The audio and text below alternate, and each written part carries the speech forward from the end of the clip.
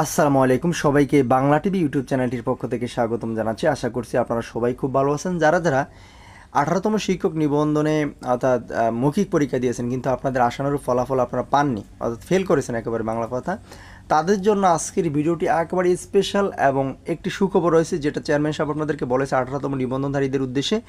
তাই বলবো যে আজকের ভিডিওটি অনেক গুরুত্বপূর্ণ, নাটনি সম্পূর্ণ দেখবেন। আর যদি এই চ্যানেলে নতুন হয়ে থাকেন, ভিডিওটি ক্লিক করার সাথে সাথেই আমাদের সাথে যুক্ত থাকবেন, সাবস্ক্রাইব করে দিয়ে, কারণ আমরাই সর্বপ্রথম এনটিআরসি রিলেটেড শিক্ষা সংক্রান্ত বিভিন্ন তথ্য এই চ্যানেলে সবার আগে দিয়ে থাকি।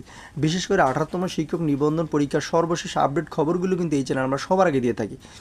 তো দেখেন, 5 দাবিতে এনটিআরসি কার্যালয়ের সামনে চাকরির প্রত্যাশীদের বিক্ষোভ, এই শিরোনামে দেখেন দ্য ডেইলি ক্যাম্পাস পত্রিকা প্রকাশিত খবরটি। খুব একটি পুরনো না, 8 আগস্ট 2025 প্রকাশিত হয়েছে।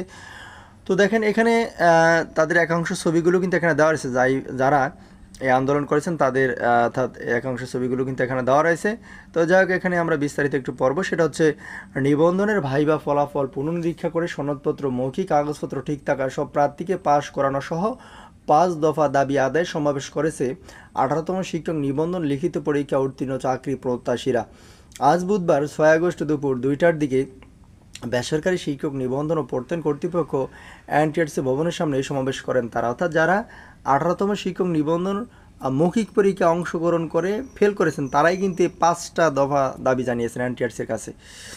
তো এরপরে কী লেখা আছে দেখেন, চেয়ারম্যান সাহেব কী বলেছে, এই সময় তারা দাবি মোদের একটাই, সনদ চাই দিতে হবে। এক দফা এক দাবি, সনদ চাই স্লোগান দেওয়া হয়।